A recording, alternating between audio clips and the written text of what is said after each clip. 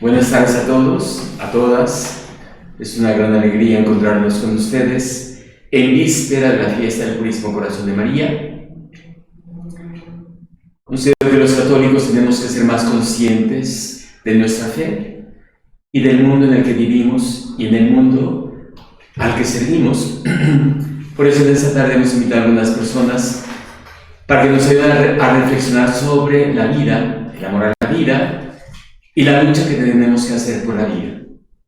En esta tarde nos acompañan Jorge Jiménez, Diana Gamboa y Lourdes Savage. Vamos a conversar un ratito sobre el amor a la vida. Entonces los dejo en su casa. Gracias por abrirnos las puertas de su casa y ojalá que también las preguntas, dudas, comentarios que vayan surgiendo en ustedes nos las envíen, por favor, a través del chat. Gracias. Buenas tardes. Vamos a dar una pequeña semblanza de la licenciada Diana Gamboa Aguirre, que es nuestra ponente el día de hoy. La abogada es abogada por la Escuela Libre de Derecho, profesora adjunta de Derecho Procesal Constitucional en la misma institución. Es articulista en la plataforma Paréntesis Legal y columnista en la revista Tiempo de Derechos. Es asociada igualmente en Sánchez Curiel Abogados y participa en el proyecto Ayornamiento, un espacio digital para la reflexión profunda sobre distintos temas e ideas. Y si te parece, Lulu, vamos a empezar con... Empezamos para entrar en tema. Claro. Bueno, pues esta reflexión, el amor a la vida, yo creo que lo más importante ahorita es saber el punto de vista de Diana. ¿Qué es para ti, Diana, el amor a la vida? Muchas gracias, Lulu, muchas gracias. Porque la verdad es que, primero que nada, gracias por la invitación. Para mí, y yo creo que para los tres es un honor colaborar con nuestra parroquia en esta víspera de festejos. Y pues ahora sí que arrancando en materia, yo creo que desde la perspectiva de como católicos, el amor a la vida tiene que ver con una relación directa con la creación, con todo lo creado, es decir, con ese respeto y ese ánimo de proteger y cuidar todo lo que ha sido creado. Y creo que la manera en la que podemos concretar un poco más o aterrizar ese amor tiene que ver con un mandamiento que se nos dio, que fue precisamente el amor al prójimo. ¿Y qué es el prójimo sino ese que nos es más próximo, el que nos es más cercano? Entonces creo que la esencia del amor a la vida se traduce en ese respeto, especialmente hacia quien nos es más cercano, hacia las otras personas, hacia todos los individuos humanos. Y creo que esto también se puede aterrizar desde una perspectiva secular, es decir, no se tiene que ser católico para esto, pero desde luego como católicos esto fortalece nuestra postura porque encontramos una causa última que es Dios, pero aún así es una perspectiva humanista que es compatible con otros credos porque implica reconocer en cada uno de nosotros un algo único que nos hace dignos y merecedores de respeto y protección y a la vez pues conlleva una correlativa exigencia de respetar a los otros. Entonces, precisamente desde la perspectiva secular a este valor le hemos llamado dignidad y creo que de esa forma yo aterrizaría este tema, es decir, el amor a la vida se traduce en el amor a todo lo creado, pero especialmente en el amor al que nos es más próximo, a las otras personas. En relación con este amor a la vida del que hablamos aquí, ¿cuáles son los problemas que verías que confronta este amor? Yo creo que en nuestra sociedad son muy amplios, o sea, son muchos los problemas que podríamos identificar relacionados con la vida. Puede ser desde las cuestiones del medio ambiente, cómo hemos degradado la naturaleza y cómo esa administración que tenemos responsabilidad sobre lo creado la hemos convertido muchas veces en un abuso. Pero también respecto de otros seres vivos como los animales y finalmente, y creo que más importante, sobre las personas, que es lo que decía, ¿no? Como el punto central o digamos el punto más claro de referencia de este amor a la vida. Y yo creo que hay distintos problemas alrededor de este tema y podría decir, por ejemplo, la eutanasia, el llamado suicidio asistido. Podemos hablar de la gestación subrogada, en el que se trata al individuo humano como si fuera una materia disponible, ¿no? Para el comercio, casi. Y pues finalmente el tema en el que más me he enfocado es el tema del aborto, ¿no? Es reducción de la dignidad del individuo humano más frágil de nuestra especie, al grado de permitir que un tercero, su madre, pueda disponer de su vida sin mayor justificación. Yo creo que ese sería el que para mí constituye el más apremiante problema, no el más grande, porque al final todo tiene que ver, digamos, todo está interrelacionado, pero es el que más ha capturado mi atención y que más me ha apasionado reflexionar y profundizar.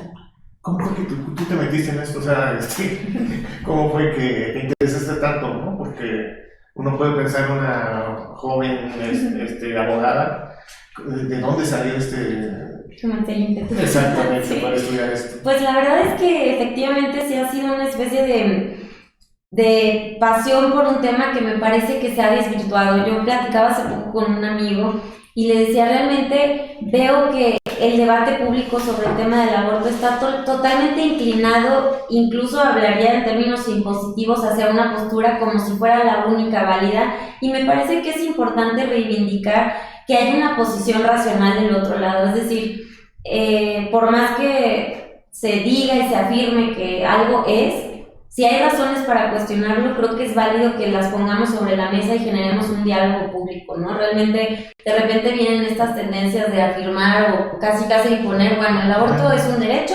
y pues ya de aquí no nos sacan. Y es como, oye, pues espérate, para mí creo que es válido cuestionar desde la razón, desde el respeto. Al final yo tampoco voy a imponer nada, yo tampoco puedo obligar a nadie a hacer o a pensar como yo.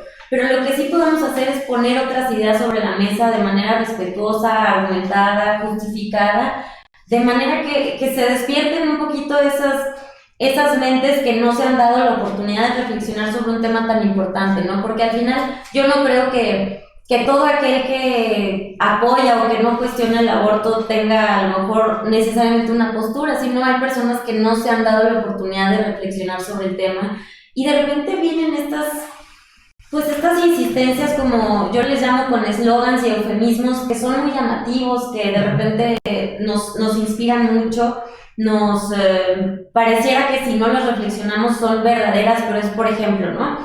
Mi cuerpo, mi decisión. Es como, pues realmente esa afirmación en sí misma, ¿quién podría cuestionarla, no? Ahora, si la vemos en el contexto del aborto, es, oye, espérate, es que ese cuerpo no es tuyo y eso es demostrable científicamente, es decir, no es una opinión mía que eso no es tu cuerpo, eso es algo que la genética, la biología celular, la embriología nos han demostrado fehacientemente. Entonces, empecemos a cuestionar estas afirmaciones, digamos, que se hacen como verdades absolutas y no necesariamente lo son. Entonces, eso es lo que yo me he dado la tarea de hacer, porque creo que es importante que el debate público se dé en un contexto de ideas bien justificadas, bien fundamentadas y no de eslogans o de eufemismos. Bueno, respecto a eso que nos estás comentando, ¿cómo define la legislación mexicana el aborto?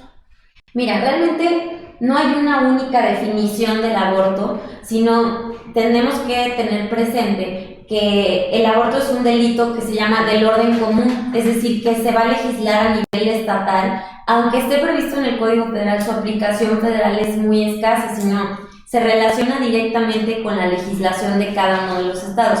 Y actualmente es importante que tengamos presente que todos los estados de la República califican al aborto como un delito. Ahora, el tema, digamos, que está en duda es qué pasa en Oaxaca y en la Ciudad de México, ¿no? Que de repente dicen, ya se legalizó. No. Lo que pasó tanto en Oaxaca como en la Ciudad de México es que se modificó la definición del delito de aborto. Entonces, y parece copy-paste en ambos estados, se definió como la interrupción del embarazo durante las primeras 12 semanas de gestación. Entonces, ¿qué implica esto? Pues que dentro de esas primeras 12 semanas en esos estados no hay una regulación específica. No quiere decir que se reconoció como un derecho, sino que ya no está penado.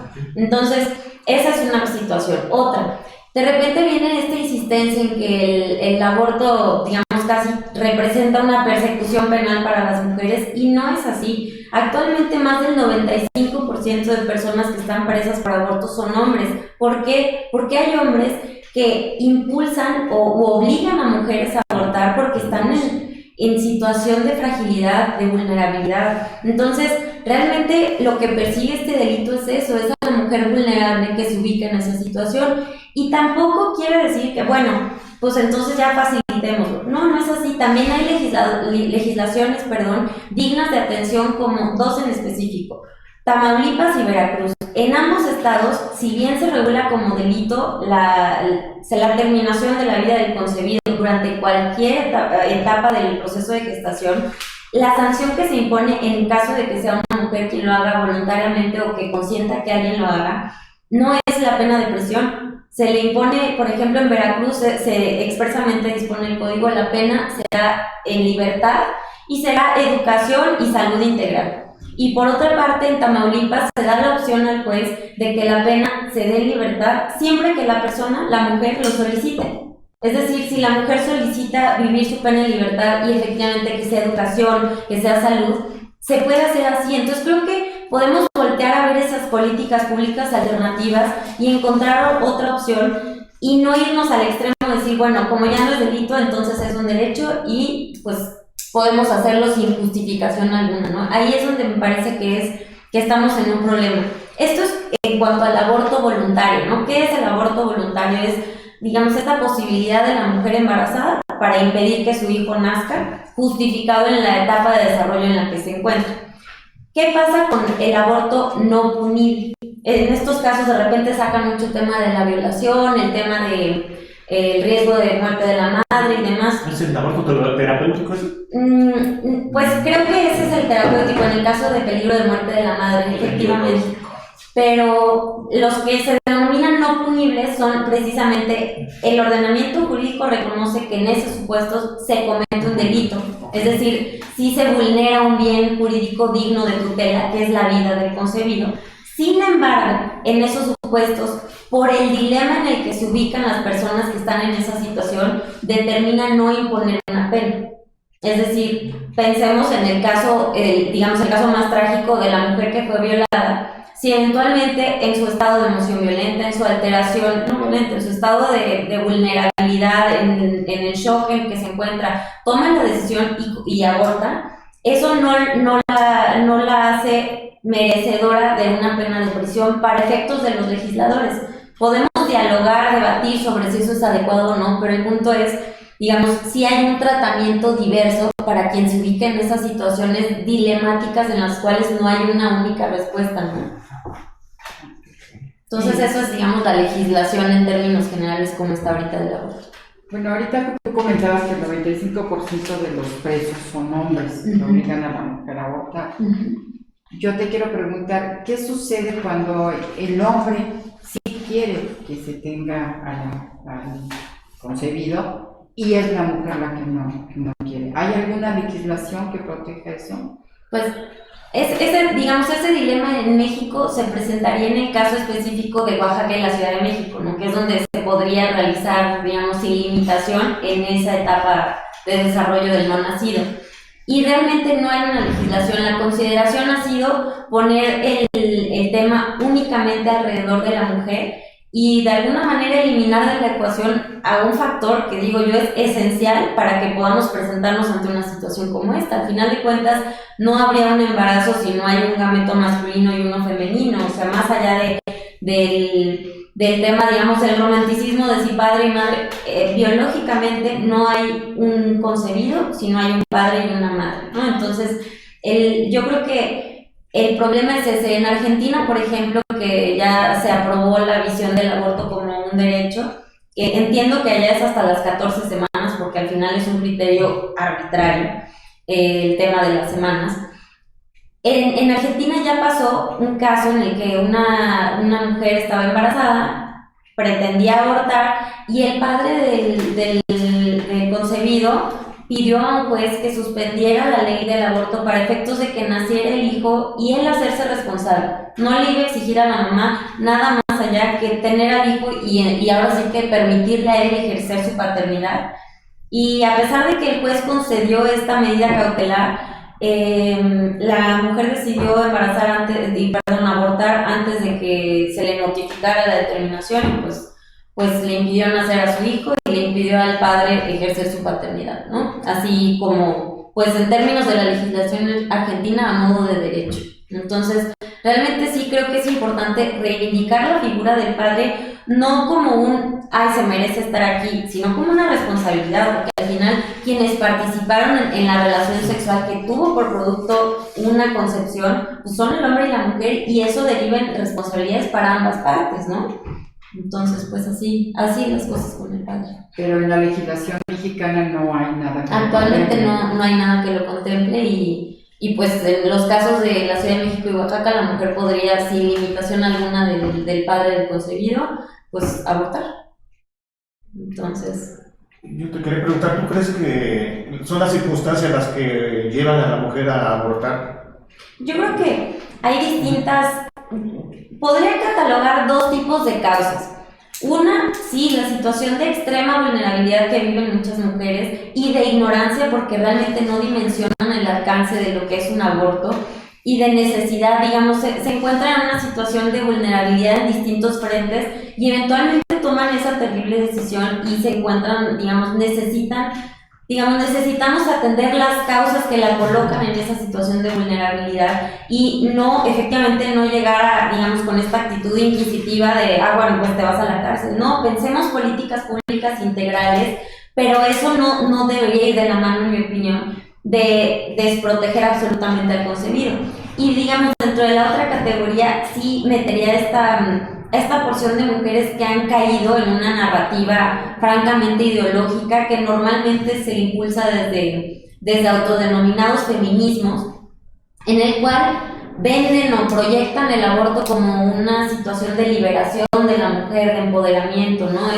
La verdad es incluso paradójico cómo al mismo tiempo se empuja esta narrativa de la mujer puede hacer lo que quiera, es capaz de todo, menos de vivir una vida plena siendo madre, ¿no? Eso le estorba y entonces tiene que llegar su libertad y autonomía al grado de impedir la existencia de otro individuo humano, ¿no? Eso es lo que me parece grave. Entonces yo creo que hay causas distintas, ¿no? Digamos, la causa ideológica en la que muchas mujeres no se han permitido reflexionar seriamente y verdaderamente sobre las implicaciones de un aborto y han comprado estas narrativas eufemísticas, estos eslogans de mi cuerpo, mi decisión, solo es un cúmulo de células, es casi como un tumor, digamos, todas estas francas mentiras que se les imponen a las mujeres y que muchas han comprado y han creído y efectivamente dicen, bueno, pues es que ya me dijeron que es casi como un coágulo, entonces no pasa nada, o ya me dijeron que realmente no siente, digamos, cualquier justificación que le van poniendo. Entonces yo creo que habría que distinguir, ¿no? El caso de la mujer vulnerable que por miedo, por necesidad, porque vive un ambiente de violencia, se siente orillada a cometer este acto, y quienes han caído y comprado esta narrativa de que el aborto es una especie de liberación o de acto de poder de la mujer, ¿no? Oye, entonces, ¿el concebido tiene alguna protección jurídica? En mi opinión, sí. Hay muchos que piensan que no, pero si observamos lo que jurídicamente llamamos el parámetro de regularidad constitucional, que no es más que la serie de normas fundamentales que protegen a los individuos, a las personas, a los seres humanos, yo sí creo que encontramos protección concreta del concebido, y esto porque, digamos, esto se sustenta en una afirmación o en una conclusión muy clara. El concebido es un individuo humano único perteneciente a la especie humana, es decir, pertenece a nuestra especie y por eso es digno y su vida merece respeto y protección. ¿Y esto cómo lo justificamos jurídicamente? Bueno, más bien cómo lo justificamos en general, ¿no? Porque primero hay una justificación de orden científico, ¿no? ¿Por qué hablamos de que es individuo y por qué hablamos de que pertenece a la especie humana? Y esto lo podemos, digamos, concretizar a partir de dos conceptos importantes que tienen que ver con las ciencias de las que hablábamos hace unos momentos, la biología, la genética y la embriología. Y esto es los cromosomas y el ADN. Es decir, el número de cromosomas de un individuo nos permite identificar a qué especie pertenece. En el caso del concebido, desde el primer momento de su existencia, desde que es un cigoto, una célula totipotencial, tiene los cromosomas de la especie humana, que son 46. Y por lo que hace a su individualidad respecto de la madre y del padre, tendríamos que atender al ADN, que es un ácido que se encuentra dentro de los cromosomas y que nos permite identificar dentro de la especie a los individuos. Y el concebido tiene un ADN perfectamente distinguible, tanto de su madre como de su padre. Es un ADN único desde el primer momento de su vida, pero no solo eso, sino que ese mismo ADN lo vamos a encontrar en ese momento en la célula totipotencial del cigoto y hasta la muerte. Es decir, el mismo ADN.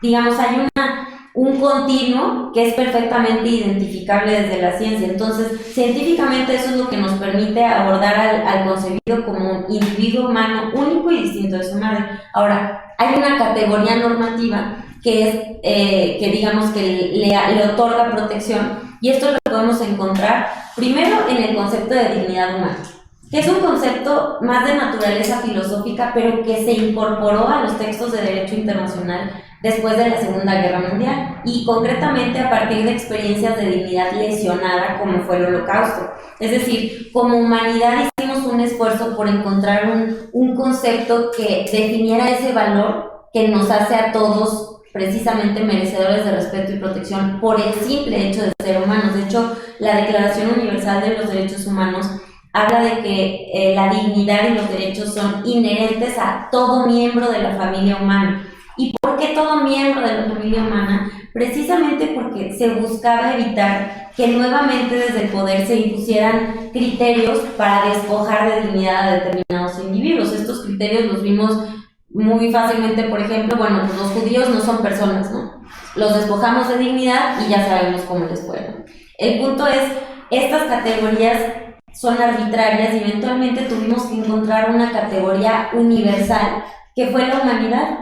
Entonces, si perteneces a esa familia humana, mereces respeto y protección porque eres digno por ti mismo, ¿no? Y el concebido lo es. Ahora, concretamente podemos encontrar por lo menos 2 tratados que protegen al no nacido, y es la Convención Internacional de los Derechos del Niño, en la cual se define niño como todo ser humano menor de 18 años. Es decir, desde luego incluye al no nacido. Por otra parte, refiere que el nacimiento no debe ser materia de, digamos, no debe utilizarse como justificación para distinguir entre determinados derechos. Por ejemplo, el derecho a la vida. Específicamente se le reconoce al niño, incluyendo al no nacido, el derecho a la vida. Entonces, sí hay una protección. Y por otra parte, viene este juego lingüístico de, pero es que no es persona y demás. Bueno, para eso, ¿cómo se llama? Ahorita les digo. El Pacto Internacional de Derechos Civiles y Políticos se reconoce que todo ser humano, incluyendo desde luego al concebido, tiene derecho al reconocimiento de su personalidad jurídica, es decir, a la categoría de persona. Entonces no podríamos desde el poder decir, es que sí es humano, pero no es persona. No. Ese derecho a la personalidad jurídica lo reconocimos internacionalmente en este pacto. Entonces sí, a mí me parece que puede válidamente afirmarse. ¿México participa de esos pactos? Sí, desde luego. De la Convención de los Derechos del Niño desde 1991 y del Pacto Internacional de Derechos Civiles y Políticos desde 1981. Somos parte, estado firmante de estos tratados. Entonces sí creo que es posible afirmar y concluir que hay una protección jurídica del concebido. Ahora, lo que vemos es una tendencia ideológica desde lo internacional y la hemos visto en lo nacional, de, desconocer esta protección y abocarnos únicamente a un tema de libertad de la mujer, de derechos sexuales y reproductivos, y ahí un poquito embonar forzadamente el aborto, desde luego olvidando que hay un individuo humano distinto de por medio, ¿no? Porque nadie aborda el tema del concebido, y cuando lo han abordado, la verdad es que ha sido estas artimañas lingüísticas de decir, es que sí es humano, pero no es persona. Entonces yo me pregunto, ¿quién legitimó a un juez, a un ministro, a un legislador para decidir en qué momento o bajo qué condiciones una vida humana vale, ¿no? Esa es una pregunta que tendríamos que hacernos.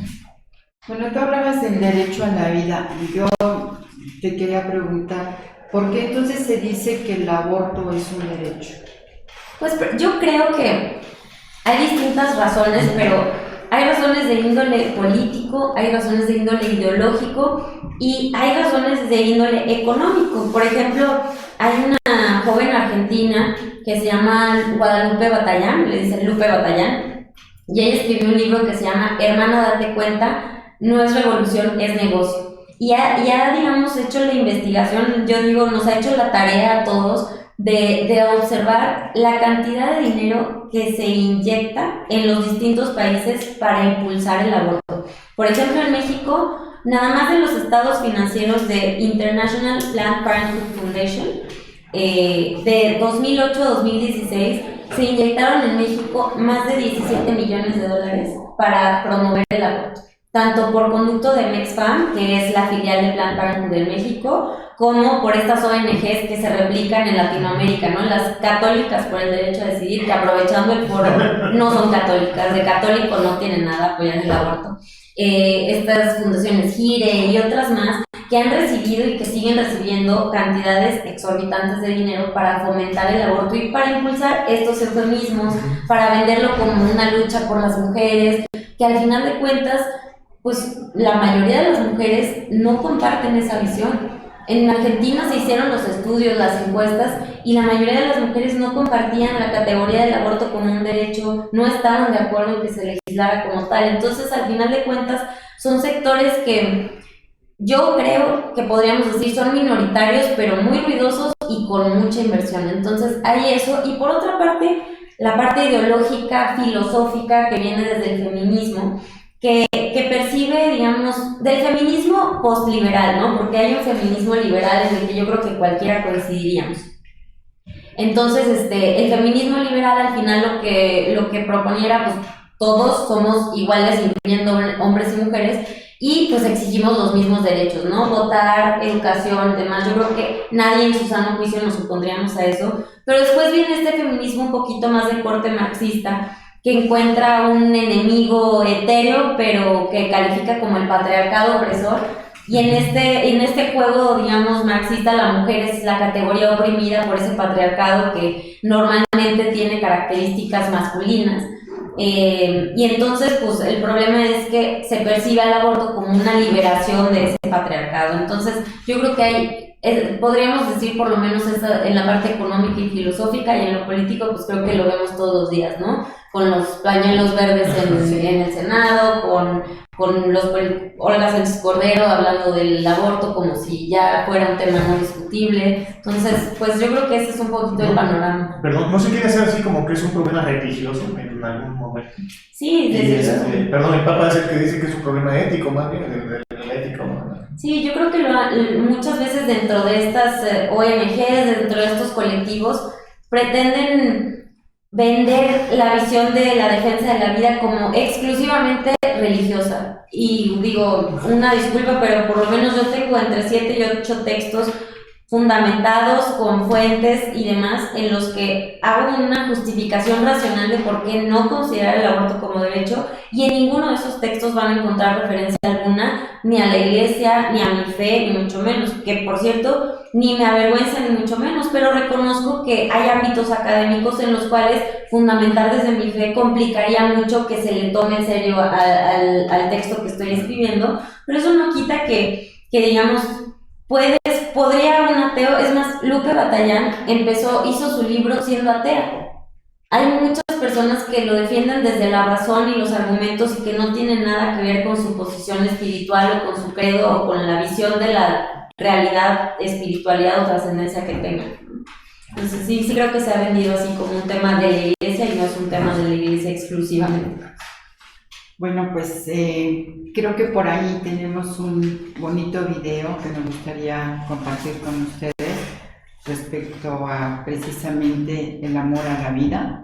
Esperamos que les guste mucho porque a nosotros nos encantó, entonces por eso lo queremos compartir.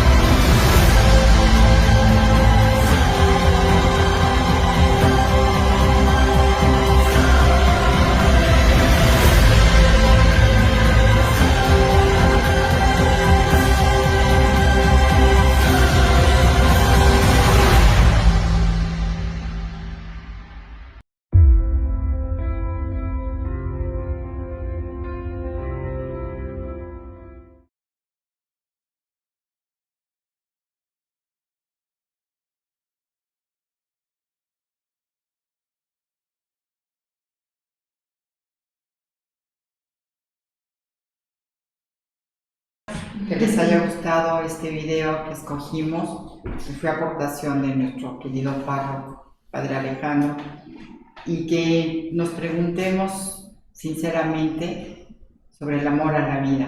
¿Ustedes se imaginan qué hubiera sido si Emilia, esa maravillosa mujer, no hubiera dado vida a nuestro querido Papa Juan Pablo II? ¿O qué habría sido del fútbol? Sobre todo los varones estarán de acuerdo conmigo. ¿Qué habría sido del fútbol sin Ronaldo? Y sin esa maravillosa voz de Celine. Cosas maravillosas, dones maravillosos que Dios les dio a estas personas. ¿Qué habría sido si hubiese tomado una decisión equivocada?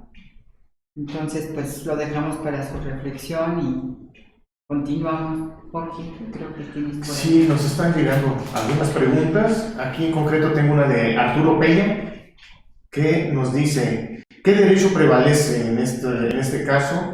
¿El derecho a la vida o el derecho a elegir sobre su cuerpo de la mujer? Es que yo creo que justo es el problema del que platicábamos de partir de premisas erróneas, porque realmente no se están confrontando como tal esos derechos, porque pues el derecho a decidir sobre el propio cuerpo lo tenemos todos. La pregunta es si efectivamente existe un derecho a disponer de la vida de otro, porque tengamos muy presente lo que conlleva el aborto. Es decir, si nos abstraemos un poquito, en el fondo estamos hablando de que un individuo humano único puede disponer de la vida de otro individuo humano único y distinto de esta, pero que además depende de ella en la primera etapa de su existencia. Es decir, a veces pasa mucho que confundimos la individualidad con determinado grado de autonomía. Es decir, dicen, no, pues es que no puede sobrevivir fuera del cuerpo de la mujer, pero eso no lo hace que sea el cuerpo de la mujer. Es decir, que dependa de la mujer en una porción de su existencia, no lo hace ser parte de la mujer, porque como lo platicaba hace rato, la ciencia ha distinguido perfectamente a los dos individuos, al concebido de la madre y también de su padre, pero digamos del cuerpo dentro del cual está. Es decir, confundir estos conceptos equivale, por ejemplo, pensemos en una analogía, sería como decir que la semilla que necesita de la tierra y de la humedad para desarrollarse y dar fruto se equipara con la tierra, o se equipara con el agua, o con la energía solar. No, son distintos, pero digamos, este organismo específico requiere de un ambiente concreto, idóneo para desarrollarse. Lo mismo pasa, pero no con ese concebido lejano. Lo mismo pasó con cada uno de nosotros, es decir, tú fuiste un cigoto, yo fui un cigoto, y todos los que nos están viendo también. Digamos, no caigamos en ese distanciamiento injustificado de una etapa de desarrollo que también nosotros, digamos, vivimos y transitamos, ¿no? Ese es el punto. No es decidir sobre su propio cuerpo, es decidir sobre un cuerpo que está dentro de ella y que depende de ella para subsistir, ¿no? Entonces, yo creo que es eso. De repente nos vamos con la finta, pero no podríamos decir que los derechos en juego son esos, sino pensemos qué estaríamos legitimando de decir que la mujer sí, pues puede decidir si impide o no nacer a su hijo. Estamos haciendo eso, le estamos diciendo que hay un individuo que puede disponer de la vida de otro. ¿Por qué lo justificamos? Porque está en X etapa de desarrollo. Pues insisto, son categorías arbitrarias que utilizamos para despojar al individuo humano de su dignidad. Y en este caso, lo que les decía, en este caso es la etapa de desarrollo, pero pues en la segregación racial desde el Estado, en Estados Unidos, fue el color de piel. Y en otro momento, pues en el Holocausto fue la religión o la comunidad a la que pertenecían. Es decir, categorías arbitrarias vamos a encontrar muchas, pero la dignidad es una sola y la tenemos todos, es inherente a nuestra existencia humana. Y no deberíamos facultar, digamos, pensemos en los riesgos de facultar a ciertos grupos poderosos para determinar qué vidas o bajo qué condiciones una vida merece ser protegida y respetada.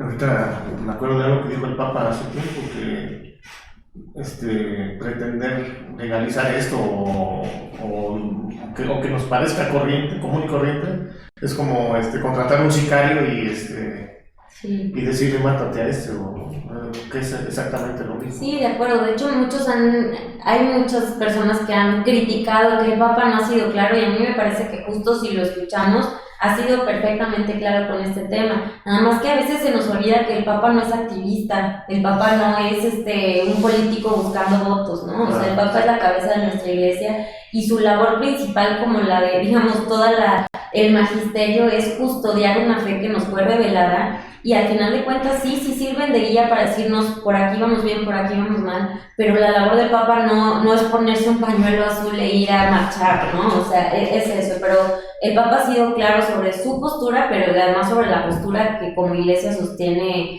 la fe católica frente al aborto. Incluso ahorita que comentabas también la cuestión política, tengo entendido que Estados Unidos restringe la ayuda a ciertas organizaciones en todo el mundo que promuevan el aborto. O sea, sobre todo Trump fue uno de los que promovió más esa... Pues de hecho, más bien la política de Estados Unidos había sido, por lo menos con Obama y regresó con Biden, de, digamos, facilitar e incluso incentivar a estas organizaciones que promueven el aborto, incluso en otros países. Pero cuando llegó Trump, una de las cosas que se le celebró desde distintos sectores fue precisamente eliminar los incentivos económicos hacia las... Esencialmente fue a Planned Parenthood, que es como la filial de IPPF en Estados Unidos, que tiene más clínicas abortistas que McDonald's en Estados Unidos. O sea, digamos, es un negocio lucrativo. Y ahora imaginemos qué mejor negocio que un negocio en el que te paga el Estado. Pues porque siempre va a haber con qué pagar, ¿no? Y eso es lo que están buscando. Este legal, seguro y gratuito es, pues legal puede ser, seguro difícilmente lo va a hacer, aunque se pueda hacer en un ambiente un poco más amigable, pero pues los riesgos del aborto están y van a seguir estando ahí, pero gratuito no es. Gratuito no es porque se paga, y si no se paga directo en nuestro bolsillo, se va a pagar con nuestros impuestos, ¿no? El punto es, cuesta, y precisamente para estos negocios que se dedican a lucrar con el aborto, pues es un negociazo redondo venderle el servicio al Estado. Sí. Bueno, pues alguna reflexión para finalizar, alguna recomendación sobre todo que quisieras hacernos, por favor.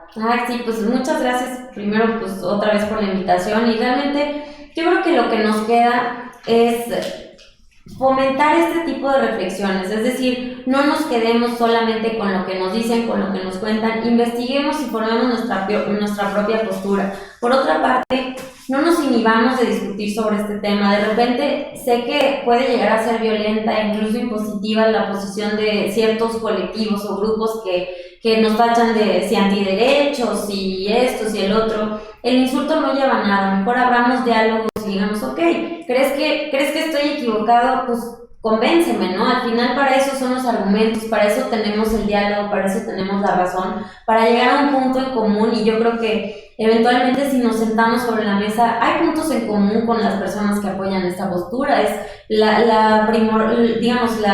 la importancia de proteger a la mujer, creo que la compartimos todos. La importancia de generar políticas públicas que tomen en cuenta las condiciones de vulnerabilidad, en la que muchas mujeres llevan a cabo esta práctica. Es decir, encontremos puntos en común, pero también tengamos presente una cosa: el hecho de no considerar el aborto como un derecho puede justificarse y puede sustentarse en argumentos razonables, científicos, filosóficos, jurídicos. Es decir, no es una postura obtusa, no es una postura dogmática, es una postura perfectamente racionalizable y que se puede dialogar, y que lo que tenemos que hacer es esto. Somos una sociedad plural, somos una sociedad en la que hay distintas visiones de la realidad, distintos credos, distintas formas de pensar, pero esa pluralidad, digamos, debe ser el factor común que nos permita sentarnos a la mesa y decir, ok, estas son las ideas, y ver pues cuál nos parece más convincente, ¿no? Cuál está mejor razonada, cuál tiene mejores fundamentos, y al final de cuentas pues reconocer que es posible defender estos temas desde la razón. Y yo creo que es eso. Invito a todos a fomentar este pensamiento crítico, y al final pues no quedarse ni con lo que Lulú, ni con lo que Jorge les diga, ni con lo que yo, sino a reflexionar profundamente y a buscarle, ¿no? ¿Dónde está? ¿Por qué la intuición nos dice que hay algún problema con esto? ¿Por qué se ha generado un problema social tan grande alrededor del tema del aborto, alrededor del tema del valor de la vida, de la dignidad humana? Pensémoslo y reflexionémoslo y démosle, digamos, fomentemos el diálogo sobre estos temas. Y pues muchas gracias. Gracias. Para mí con gusto. Yo creo que me quedé con las ganas de seguir, ¿no? Sí, seguir platicando mucho tiempo, pero yo creo que ya habrá oportunidad de otras conferencias, y los esperamos a todos para que nos acompañen. Pues solo Pues muchas felicidades por la fiesta patronal de mañana. Sí, Felicidades. y solo nos resta agradecerles su atención, que nos hayan acompañado en esta interesante charla. Darle las gracias a Andrea, que fue la que, gracias a ella, fue posible esta transmisión, que siempre nos ha apoyado mucho. Diana, ¿qué te puedo decir? O sea, la verdad, bonitas para la baba, con este dominio maravilloso que tienes del tema, que nos has ilustrado tanto. Jorge, muchas gracias. Y sobre todo a nuestro queridísimo párroco, nuestro querido padre Alejandro, y pues que sea muy pronto que nos podamos volver a ver. Muchas gracias. Y buenas noches.